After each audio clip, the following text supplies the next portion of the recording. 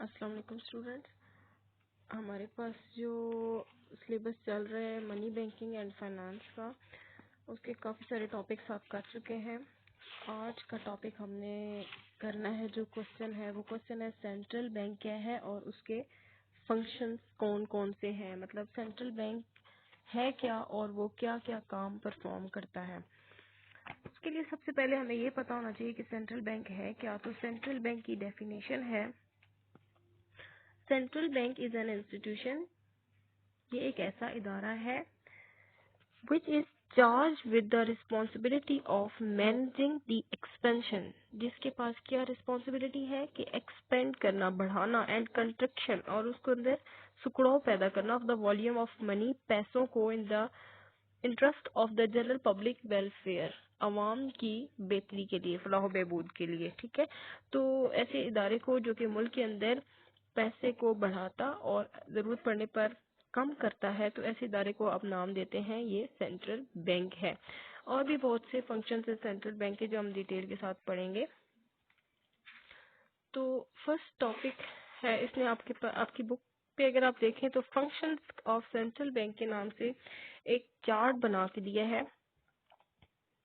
इसमें वो बता रहा है सबसे पहले मोनोपोली ऑफ नोट इशू,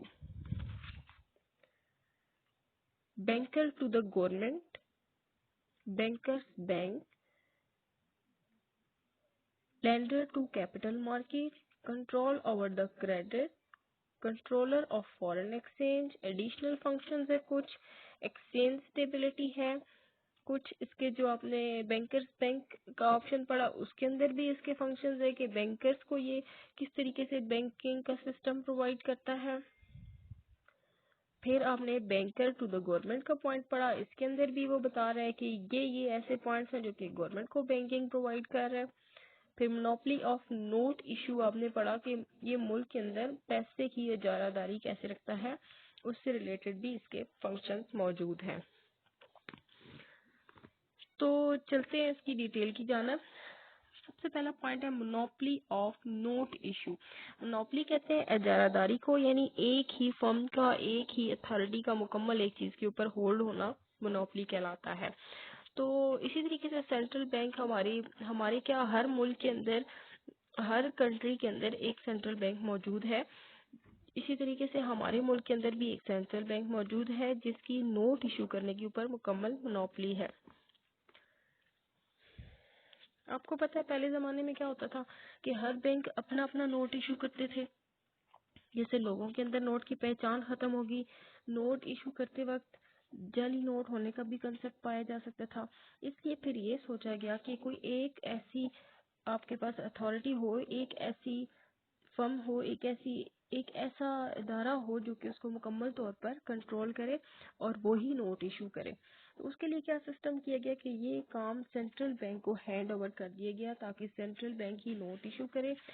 उसकी वजह ये थी कि मुल्क के अंदर नोट एक जैसे होंगे, जब नोट एक जैसे होंगे तो लोग उसको पहचान इजीली सकेंगे, और दूसरा मुल्क के अंदर नोट करेंसी ज्यादा इशू नहीं होगी, ना ओवर इशू होगी ना लेस इशू होगी। इस तरह भी नहीं होगा कि बहुत ज्यादा मुल्क के अंदर पैसा हो जाए और इस तरह भी नहीं होगा कि मुल्क के अंदर करेंसी कम हो जाए।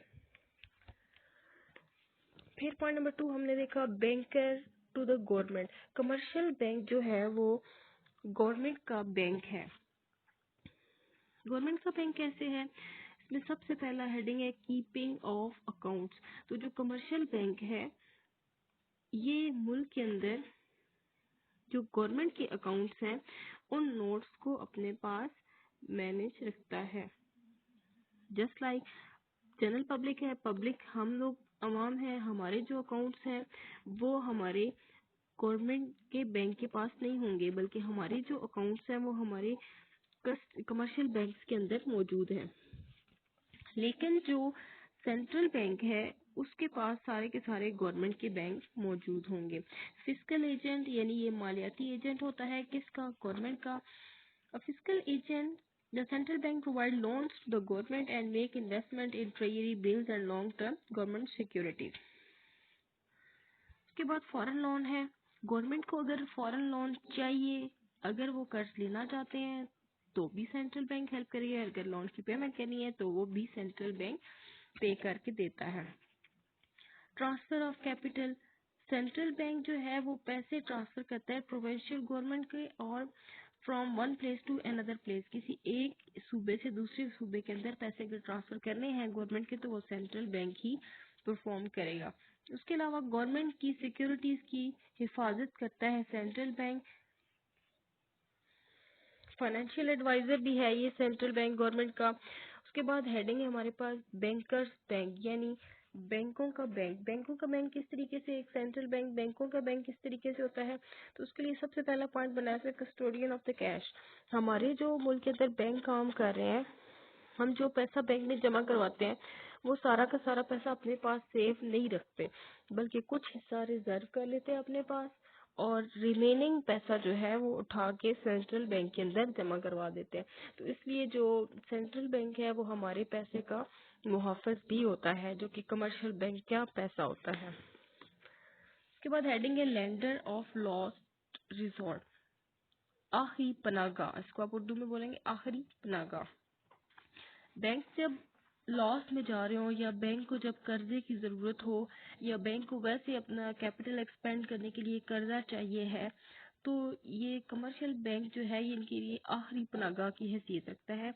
वो किस तरीके से इनको इनको फैसिलिटी प्रोवाइड करता है। वो फैसिलिटी क्या होती है कि वो री discounting of bill of exchange करवा लेते हैं, या उसके अलावा और किसी टाइप का लोन जो है वो ग्रांट करवा लेते हैं। ठीक है, और जो हमारा कमर्शियल बैंक है वो उनको फैसिलिटी देता है कि वो कर्जे की सॉरी जो हमारा सेंट्रल बैंक है वो कमर्शियल बैंक को कर्जे की फैसिलिटी देता है। नए बैंक अगर हमने ओपन करने हैं तो हमें जो परमिशन चाहिए वो ऑब्वियसली हमें सेंट्रल बैंक परमिशन देगा सबसे पहले, तो उसके बाद ही हम ये बैंक जो है वो ओपन कर सकते हैं। Advance policy, central bank regulates the policy of advancing loan for commercial bank and fixes the rate of interest to be charged। ये क्या करता है कि एक तो फिक्स करता है, इंटरेस्ट रेट फिक्स करता है कि क्या इंटरेस्ट रेट आपके ऊपर चार्ज किया जाएगा, कितनी रेशो से आपको सूद पे करना पड़ेगा बैंक्स को अगर वो इससे कर्ज लेते हैं। तो growth of banks, it is the duty of central bank to promote the growth of banking system on sound footing। बहुत बेहतर तरीके से ये बैंकों की ग्रोथ के लिए काम करता है।